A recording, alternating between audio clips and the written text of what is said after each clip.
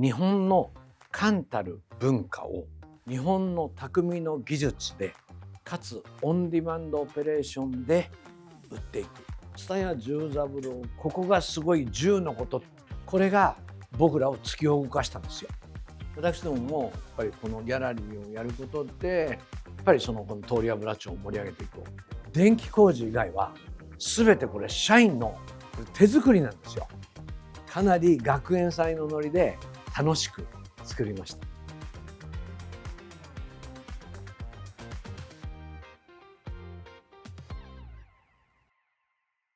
こんにちは。トガチャンネル初めての登場になります。株式会社ボンマックスの代表をしております戸川雄一と申します。株式会社ボンマックスはですね、百数十億円の、アパレルメーカーで主に日本で働く人たちのユニフォームを製造するアパレルメーカーであります。1981年大学卒業してから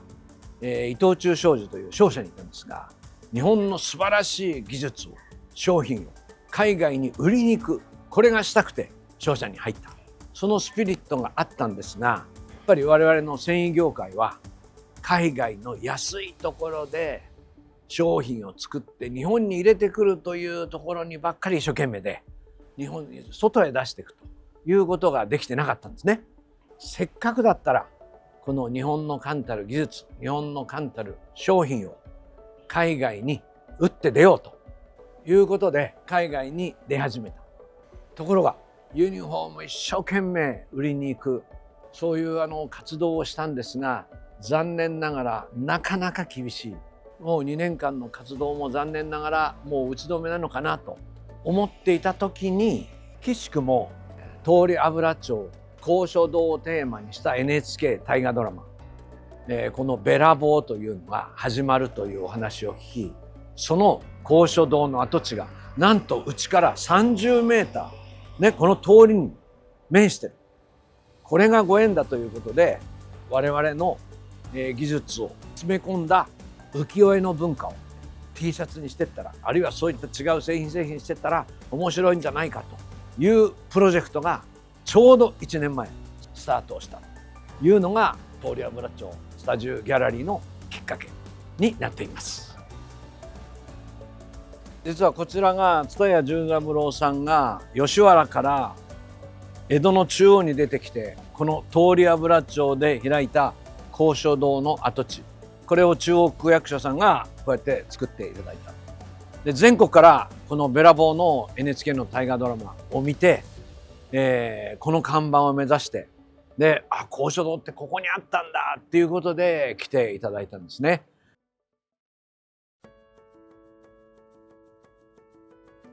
今回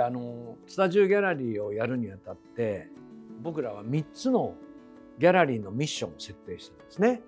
一つは蔦屋十三郎あるいは高所堂のヒストリーをきちんと来られた方にご説明をする、そのギャラリーとしての使命で、2つ目が、やはり暑い時も来ていただいて看板を外で見て涼を取っていただく、休憩していただく、そういうお休みどころという気持ち。そして3つ目は、せっかく来ていただいたらうちの商品をぜひ手に取って見ていただいて、あわよくば買ってお土産と一緒に帰っていただきたいという、こういうの3つがあります。この蔦屋十三郎はどんな人だった、高所堂はどんなところだったのかというのについては、もちろんいろいろな年表とかウェブで、あれするものはあるんですけど、このオレンジページさんが発行している「ツタジュ」という本の中に十三郎は何をしていた人なのか、そして蔦屋十三郎と、有名な春町さんだとか南保さん、十返舎育さんね、馬琴さんなどなど、こういう方々とどういう関係で結ばれてたかという説明があるわけですが、一番僕らが感動したのはこの蔦屋十三郎、ここがすごい10のことっていうこのパネルですね。これが僕らを突き動かしたんですよ。蔦屋十三郎はもう吉原をものすごくやっぱり大事にして、吉原の繁栄のためにということで粉骨砕身頑張ったという、シーンがいっぱい出てくるんですが、私どももやっぱりこのギャラリーをやることでやっぱりこの通り油町を盛り上げていこうという話の中から、なんと大伝馬町三ノ部というのがこのエリアになるんですが、ここの町会長を、やってくれということで白羽の矢が立って、で私もこのスピリットに照らしたらこれ断るわけにいかないなということで、今年から、この大伝馬町三ノ部の町会長を務めさせていただいております。まずはですね、あんどんからお迎えするということで、これはうちの近くに多元さんという昔からある呉服屋さん、こちらの田中社長からご紹介いただいて同じものを作らせていただいたものです。こちらには葛飾北斎の波裏をモチーフにした自動販売機を設置しました。僕らがお店やってない時でも非常にここに来て夜見ていただいている方が多いというものであります。次に吸茶機なんですが、本当に遠方からわざわざ来ていただいた方が高所堂の看板だけ見るだけだとね、相当夏は暑いだろうし涼をとっていただこうということで、ここに緑茶、ほうじ茶、麦茶、玄米茶、これのホットコールド、そしてこの波裏と赤富士のカップをご用意して、でここで実際に無料で、飲み物を飲んでいただいて、ここの私どもの本当に小さい休憩場所ですが、ここの畳のところでこうやってお茶を飲んでいただくというような、休憩場所にもなっています。続いてこちらのコーナーは、友情出演コーナーです。この界隈には非常に歴史のあるやっぱり江戸の文化を継承されている会社さんがいっぱいあります。例えばこの伊庭泉さんっていうのは1590年創業、徳川幕府より前からやってる扇子やうちわを作っておられるメーカーさん、こちらから商品をお借りして販売をしています。一方でこの通り油町に面している江戸屋さんというのは1718年創業、たわしとかブラシとか歯ブラシとか、こういうのをやってらっしゃる、こういったところからも商品のご提供を受けています。で一方こちらのコーナーは私どもボンマックスのオリジナルの商品がほとんどなんですが、この北斎のお守りというのがこれ実は海外の方にとっても人気なんですが、これ単なるお守りじゃないんですね。この中に NFC のチップが入っています。そうするとこれをタップするだけでコンテンツがそのまま携帯に現れます。この本がこのお守りの中に入ってるんですね。これは国際北斎学会さんというところが作っておられるんですが、非常に面白い葛飾北斎の富岳36景プラス10景の裏話が入っているめちゃめちゃためになる本が丸ごと入っているというお守りになってます。ボンマックスにはクレドという会社のバイブルがあって、その中にありがちでない商品をご提供する。ワオっていう感動がないと、驚きがないと、商品を生む価値がないということで、我々はなるべくそういった商品を、一生懸命作ろう。失敗もいっぱいあるんですけど、とにかくやっぱりチャレンジする。そしてその中でお客様からやっぱりありがとう、ありがちでないよね、これ初めて見たよねと言っていただけるようなものを目指してやっていこうというのがうちの信条なので、驚いていただけるもの、感動していただけるもの、こういうものを大事にしていきたいね。でこちらのコーナーは蔦屋十三郎の書籍をほとんど扱ってます。非常にやっぱり歴史を知りたいという方にとってはもうこの蔦十だけが詰まってるので、また面白いんですよね、この車先生の本ね。小説もあればドキュメンタリーもあれば料理本もあればいろんなものがあるのでよく売れます。こちらは浅草の、仲見世通りから一本隅田川に乗ったアーケード街に本店を構えられている、この火消し魂というね、RS さんという会社なんですが、その会社から友情出演で火消し魂さんの商品をディスプレイさせていただいてますが、これも大変よく売れます。これはですね、うちは今アバターの事業というのをやっています。蔦屋十三郎のこのギャラリーに来たお客様に、アバターが説明をするというあれなんですね。なんとこの声はうちの人事総務の、イケメンの男子社員の実は声で実際に録音されております。この通油町のギャラリーをオープンするって決めたのは去年の11月12月ぐらいだったですね。実際にはこれ3月の初めにオープンしたんですが、それまでに商品を揃え全く何にもなかったホワイエにこういう造作を作ってやったのも本当に2ヶ月間で突貫工事でやったんですね。しかも電気工事以外は全てこれ社員のこれ手作りなんですよ。この枠も一個一個全部はめましたし、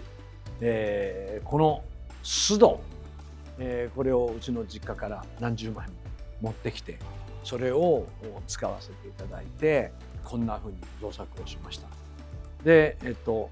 っちの方のこういう竹の棒にラッカー塗ってこういうのも全部社員でみんなでやったんですよね。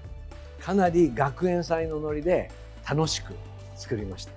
それもやっぱりお客様が来た時にこの空間に来たらうわ面白いなんじゃこりゃって思っていただけるその笑顔を楽しみにみんなで頑張った。そして3月の第1週のオープニングになったというところですね。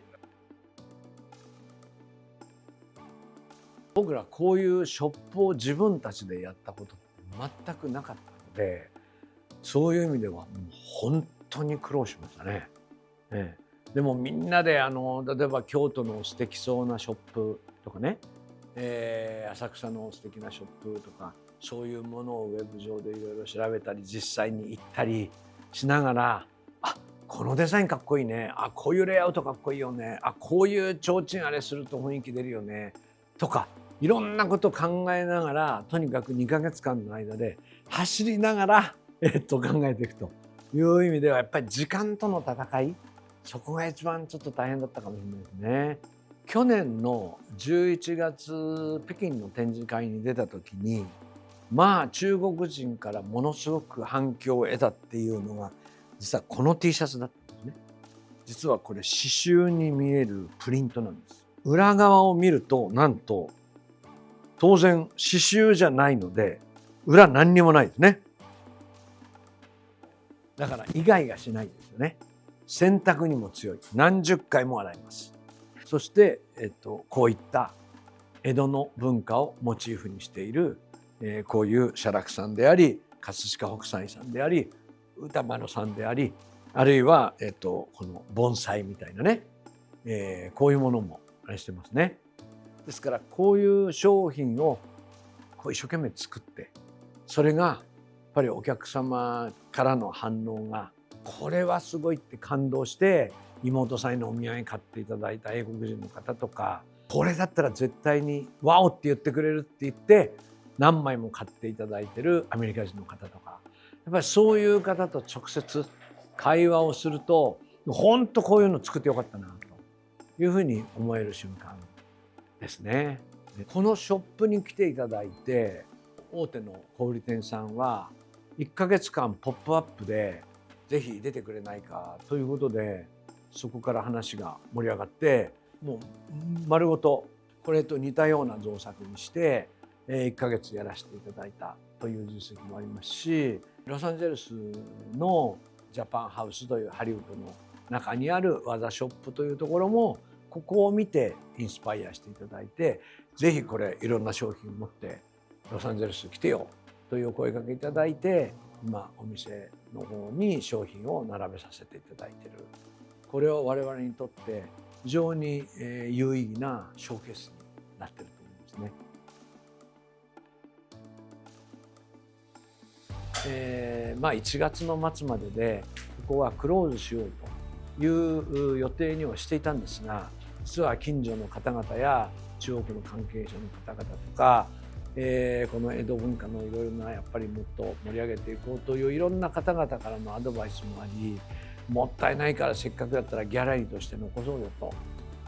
いうお声もいただいたので、ここをやっぱり週末だけは開けて、平日はギャラリーのショールームとして QR コードから EC に入って EC で商品を買い求めいただく、そんな形でこのスペースをそのまま生かしていこうと、それがいわゆるこの江戸の浮世絵のを生んだ文化人たちがいっぱい住んでいた通山村町にある会社の使命なんじゃないかなというふうに思ってますね。僕らの今回の海外に対するチャレンジの事業は、日本の冠たる文化を日本の匠の技術でかつオンディマンドオペレーションで売っていく、こういうところが肝なんですね。日本には魅力のあるいろんなカルチャーがある、コンテンツがある、これを僕らはありがちない技術で掛け合わせていきたい。そしてオンディマンドというのは、例えばこの T シャツ、これだけで数百万点在庫持ってるんです。この在庫に加工を施すことで必要な量を必要な時に瞬時に作れるというのは、このオンディマンドの真骨頂ですね。適量を適当なタイミングにフィードすることができるというのが僕らの事業のコアになっています。僕らのクレドというその毎日調和する行動規範の中に三元主義というのがあるんですね。現場、現実、現物を自分で確かめる、リアルを体感して、そして次に手を打っていくというのがすごく大事だと思います。ぜひ今後ともよろしくお願いします。どうもありがとうございました。